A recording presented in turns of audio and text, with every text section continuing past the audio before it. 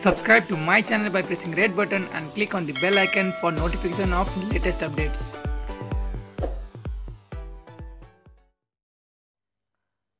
उत्तर कोरियाली नेता किम जोङ उन सार्वजनिक भएका छन्। उनी मे दिवसमा हिजो सार्वजनिक भएका हुन्। उत्तर कोरियाको राष्ट्रिय सञ्चार माध्यमले किम 3 हप्तापछि पहिलो पटक सार्वजनिक भएको जनाएको छ। न्युज एजेन्सी केसिएनले किम मल उत्पादन कम्पनीको उद्घाटनमा सहभागी भएको जनाएको छ। मे दिवस पारेर शुक्रबार उक्त कम्पनीको निर्माण सम्पन्न भए उद्घाटन गरिएको उल्लेख छ, तर उनी सार्वजनिक भएको कुनै तस्बिर बाहिर ल्याइएको छैन। किमको स्वास्थ्य अवस्थाबारे विभिन्न अड्कलबाजी भइरहँदा उनी सार्वजनिक भएका हुन्। यसअघि उनी मृत भइसकेको सम्मका समाचारहरू बाहिरिएका थिए। हालै मात्र कोरियाली सेन्ट्रोको वानसन स्थित निवासको सेटेलाइट तस्बिर सार्वजनिक भएको थियो। तस्बिरमा रेल रोकिएको थियो। प्राय निजी विमानमा यात्रा गर्ने किम जोङ उनको कम्पाउन्डमा रेल राखिनुलाई उनी गम्भीर बिरामी परेको र विमानमा यात्रा गर्न नसक्ने अवस्थामा रहेको अनुमान गरिएको थियो। यसअघि किम जीवितै रहेको पुष्टि भइसकेको थियो। उनी सामान्य अवस्थामा रहेको दक्षिण कोरियाले समेत पुष्टि गरेको थियो। किमले वनसान काल्माको समुद्री तटको पर्यटन क्षेत्रमा निर्माण गर्नेहरूलाई आभार प्रकट गरेका थिए। 11 अप्रिलदेखि उत्तर कोरियाली नेता किम सार्वजनिक भएका थिएनन्। उनले पार्टी पोलिट ब्युरोको बैठक गरेपछि नदेखि उनले गम्भीर बिरामी परेको या निधन भइसकेको समाचारहरू आएका थिए। उनले 15 अप्रिलमा हजुरबुवा तथा उत्तर कोरियाका संस्थापक नेता किम इल सुनको जन्म जयन्तीमा सहभागिता जनाएका थिएनन्। उनको मुटुको शल्यक्रिया भएको विषय पनि बाहिर आएको थियो। चिनिया स्वास्थ्य टोली उत्तर कोरियामा उनको उपचारका लागि पुगेको खबर हिजो मात्र आएको थियो।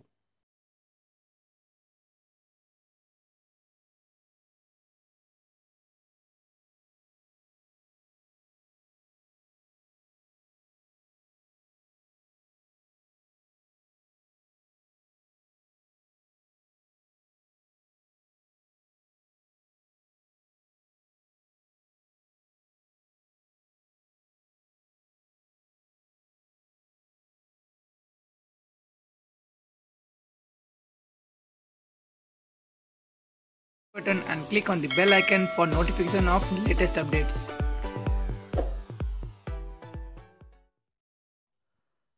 अमेरिकासँग भएको मिलेनियम च्यालेन्ज कम्प्याक्ट एमसिसी सम्झौता संशोधन गरेर मात्रै कार्यान्वयन गर्न सत्तारूढ दल नेपाल कम्युनिस्ट पार्टी नेकपाको कार्यदलले सुझाव दिएको छ। 16 विधि सुझाव तथा निष्कर्षमा रहेको प्रतिवेदनले एमसिसी अमेरिकाले अघि सारेको इन्डो पेसिफिक स्ट्रेटेजी आइपिएसको अङ्ग भएको समेत ठहर गरेको छ। सरकारी अधिकारीहरूले एमसिसी आइपिएसको अङ्ग नभएको जिकिर गर्दै आएका थिए। आइपिएस प्रशान्त र हिन्द क्षेत्रलाई लक्षित गर्दै अमेरिकाले अघि सारेको सैनिक रणनीति हो। नेपालले कुनै पनि सैनिक गठबन्धन सदस्य नबन्न स्पष्ट पार्दै आएको छ। सो प्रतिवेदनमा परराष्ट्र मन्त्री समेत रहेका कार्यदलका सदस्य प्रदीप ग्यावालीले 15 बुँदे फरक मत राख्दै संसदबाट अनुमोदन हुनुपर्ने धारणा राखेका छन्। अस्पष्ट भएका केही विषयलाई स्पष्ट पार्दै प्रतिनिधि सभा मार्फत नेपालका नीतिहरूका बारेमा स्पष्ट दृष्टिकोणको पुनर्पुष्टि गर्दै यसलाई छिटोभन्दा छिटो अनुमोदन गरेर जानुपर्छ। फरक मतको निष्कर्षमा ग्यावालीले भनेका छन्। संसदमा विचाराधीन रहेको एमसिसीको बारेमा सत्तारूढ दलभित्र विवाद भएपछि गत माघमा भएको केन्द्रीय समितिको बैठकले माघ 19 गते पूर्व प्रधानमन्त्री झलनाथ खनालको नेतृत्वमा 3 सदस्यीय कार्यदल गठन गरेको थियो। 10 दिनको समय दिएर गठन गरिएको कार्यदलको समय सीमा 10 दिन थप गरिएको थियो। कार्यदलका संयोजक खनालले प्रधानमन्त्री निवास बालुवाटारमा आयोजित कार्यक्रममा प्रधानमन्त्री केपी शर्मा ओली र पुष्पकमल दाहाल प्रचण्डलाई प्रतिवेदन बुझाएका थिए, तर प्रतिवेदनलाई गोप्य राखिएको थियो। कार्यदलको सदस्यमा स्थायी समितिका सदस्य भीम राहुल र परराष्ट्र मन्त्री प्रदीप ग्यावाली सदस्य रहेका थिए। लामो समय गोप्य राखिएको कार्यदलको प्रतिवेदन सत्तारूढ दल नेकपाभित्र सत्ता सङ्घर्ष उत्कर्षमा पुगेको समयमा सञ्चार माध्यममा चुइएको हो। यसलाई अर्थपूर्ण रूपमा हेरिएको छ। सम्झौतामा एमसिसी आइपिएस अन्तर्गत रहनेको विषय उल्लेख नभए पनि अमेरिकाको सुरक्षा सम्बन्धी अन्य प्रतिवेदनमा एमसिसीलाई आइपिएसकै अङ्गको रूपमा व्याख्या गरिएको कार्यदलको भनाइ छ।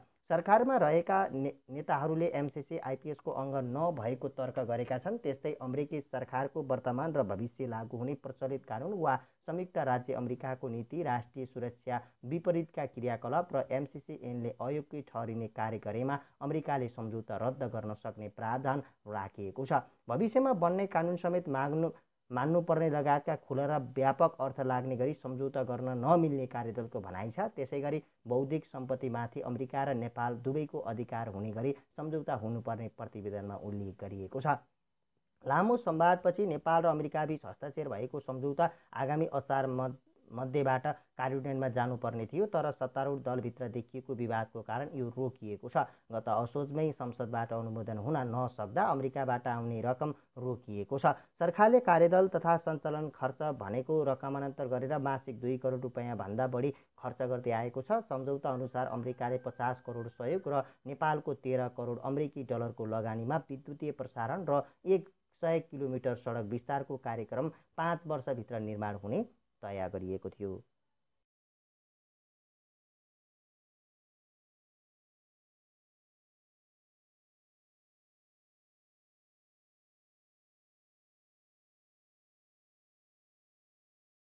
नाम हो वामदेव गौतम। कुनै ज्योतिषले उनको चिना हेरेर तपाईँको प्रधानमन्त्री बन्ने योग छ भनेर भनेपछि तिनी ज्योतिषको कुरा पत्याएर उनले प्रधानमन्त्री हुने सपना देखेका छन्। नभन्दै गत बुधबार बालुवाटारमा बसेको नेकपा सचिवालय बैठकमा प्रधानमन्त्री ओलीले वामदेवलाई भावी प्रधानमन्त्रीका रूपमा प्रस्तुत गरेपछि गौतम ज्योतिषले भनेका कुरा साँचो पो रहेछ भनेर दङ्ग परिरहेका छन्।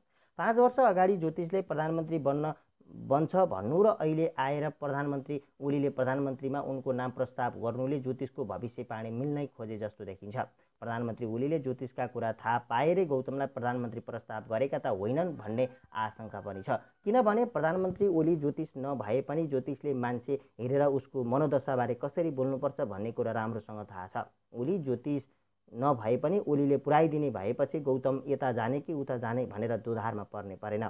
गौतमका लागि अहिलेको जस्तो संयोग सायद कर्म कमै जुर्ला। जुहाडेहरूले पनि दाउ हेरेरै च्याखे थाप्ने गर्छन्। अहिले पनि गौतमले जुवा हारे भने उनका ज्योतिषले फेरि भन्नेछन् तपाईँमाथि 7.5 को दशा छ। यो दशाले नछोडेसम्म तपाईँको प्रधानमन्त्री बन्ने योग छैन। त्यसपछि नेपालको राजनीति वामदेव प्रवृत्तिबाट सदाका लागि मुक्त हुनेछ। नेपाली जनताको चाहना पनि यही नै हो। जनताको चाहना यही चाहना बुझेर प्रधानमन्त्री ओलीले उनलाई प्रधानमन्त्री बनाउने प्रस्ताव राखेको हुनुपर्छ। अहिले सत्तारूढ नेकपा भित्रको विवाद वामदेवलाई प्रधानमन्त्री बनाउने कि नबनाउने भन्ने होइन। बर्दियाबाट प्रतिनिधि सभा निर्वाचन हारेका व्यक्तिलाई प्रधानमन्त्री बनाउने परिकल्पना यो संविधानले गरेको छैन। यो संविधान बनाउँदा वामदेव स्वयं संविधान सभाका सदस्य थिए। आफैले हस्ताक्षर गरेको संविधान विरुद्ध आफै उभिनु भनेको नैतिकहीन कुरा हो। जब राजनीतिमा लाग्नेहरू नैतिकता बिर्सन्छन् तब तिनीहरूको पतनको दिन सुरु हुन्छ। 2054 सालमा वामदेव गौतमले नेकपा एमाले फुटाएर नेकपा माले भन्ने नयाँ पार्टी दर्ता गरे। त्यतिबेला दृष्टिको अन्तर्वार्तामा केपी ओलीले भनेका थिए, वामदेव भनेका बेलुन हो जसले जति फुक्न सक्यो त्यति ठुलो बन्छ, तर त्यसको तौल र आयत केही हुँदैन। वामदेवका बारेमा यति गहिरो अध्ययन गरेका प्रधानमन्त्री ओलीले अहिले आएर उनकै कानमा चिनी हाल्नुको पछाडि वामदेवले आफू शून्यमा झरेपछि मात्र थाहा पाउनेछन्। किनभने सचिवालय बैठकले वामदेवलाई राष्ट्रिय सभा सदस्यमा पठाउने निर्णय गर्दा त्यो निर्णय मान्दिन भन्ने प्रधानमन्त्री ओलीले 2 महिनापछि वामदेवलाई नै प्रधानमन्त्रीको प्रस्ताव गर्नुको पछाडि ओलीको आफ्नो विरोधलाई कमजोर बनाउने अस्त्र मात्रै हो, समाधान होइन। यो खबर हामीले दृष्टिबाट साबर गरेका हौँ।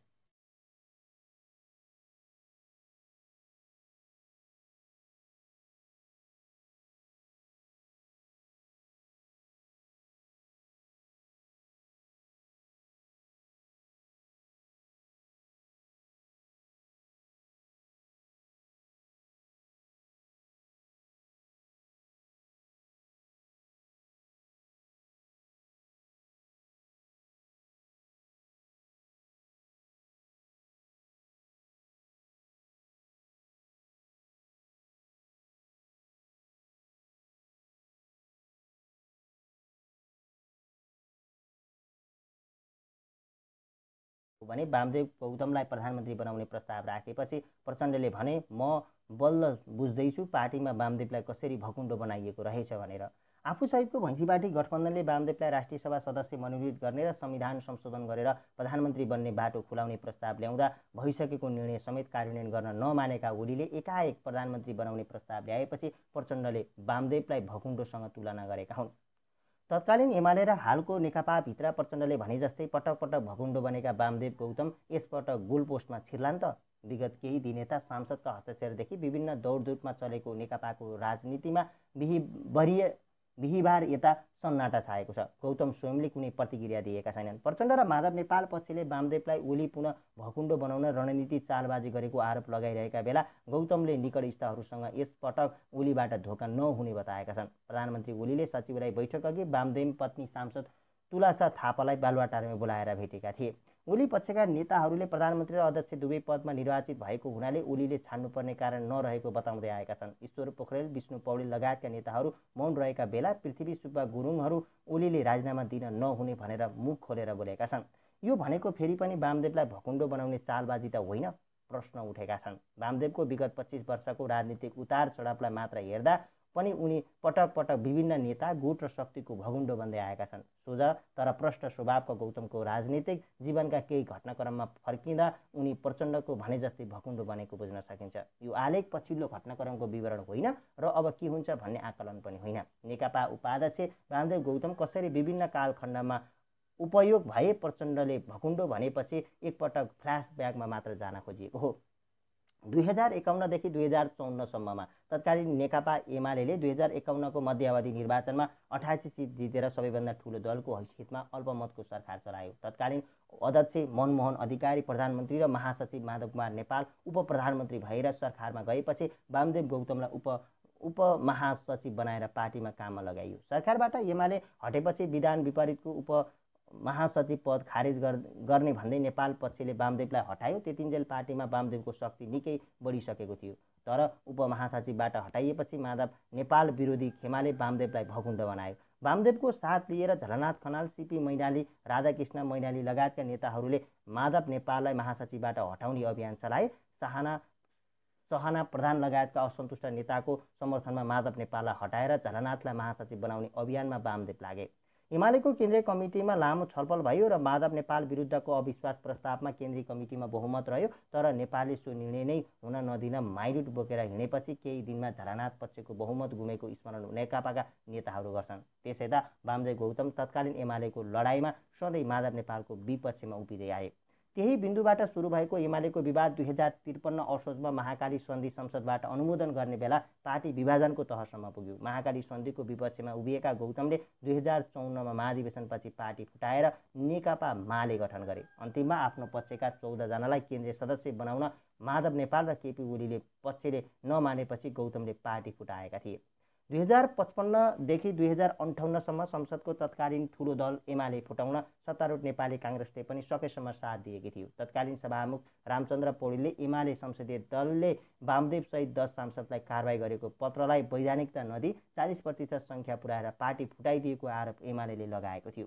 एमाले विभाजन लगत्तै तत्कालीन कांग्रेस सभापति तथा प्रधानमन्त्री गिरिजाप्रसाद कोइरालाले वामदेवको मालेलाई सरकारमा सहभागी गराए। तर केही महिनामै गिरिजाप्रसादले वामदेवलाई भकुण्डो बनाइदिए। मालेलाई सरकारबाट हटाएर एमाले गिरिजाको सरकारमा सहभागी भयो र त्यही सरकारले 2056 को चुनाव गरायो। त्यो आम चुनाव अघि अहिलेका प्रधानमन्त्री तथा तत्कालीन एमालेका नेता केपी शर्मा ओलीले यही पंक्तिकारसँगै रामेछापको मन्थलीमा बसेर दिएको अन्तर्वार्ता मालेले आउने चुनावमा शानदार 0 सिट ल्याउनेछ भनेका थिए। इन्टरनेटको पहुँच नभइसकेको त्यो जमानामा भाइरल शब्द प्रयोगमा नभए पनि त्यो अन्तर्वार्ताको शीर्षकले राष्ट्रिय चर्चा पाएको थियो। नभन्दै चुनावमा वामदेव सहित मालेका सबै उम्मेदवार पराजित भए र देशभरका 205 सिट मध्ये एक ठाउँमा पनि जित्न सकेन। चुनावमा वामदेवलाई जनताले भकुण्डो बनाए।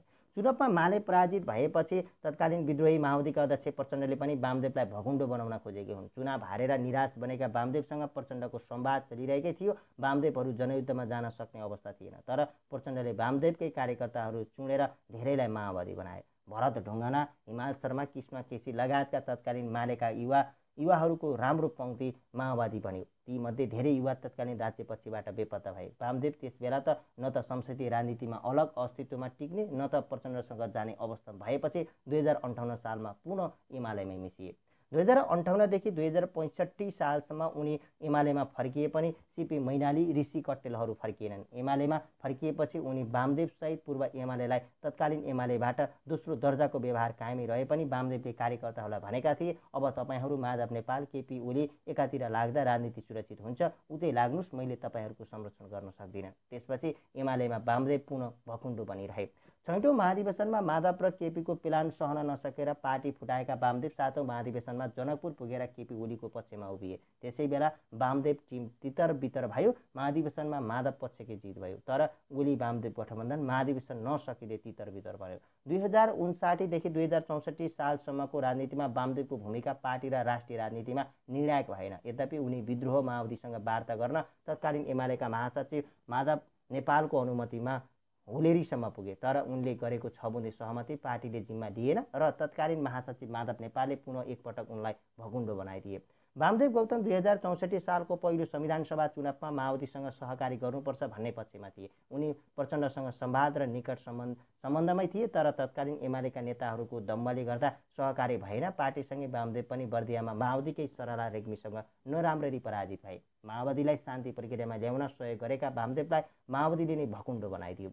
चुनाव हारेर फर्किएपछि तत्कालीन माओवादीका अध्यक्ष प्रचण्डलाई नयाँ बजार स्थित निवासमै पुगेर वामदेवले सोधेका थिए, तपाईले मलाई किन चुनाव हराउनु भयो? तर संयोग नै मान्नुपर्छ, चुनाव हारे पनि वामदेव गौतम प्रचण्डकै पहिलो प्रधानमन्त्रीको कालमा उपप्रधानमन्त्री सहित गृहमन्त्री भए। उनी उपप्रधानमन्त्री भएकै बेला एमालेको 8औं महाधिवेशन भयो। यसपटक वामदेव झलनाथ खनालको भकुण्डो बने।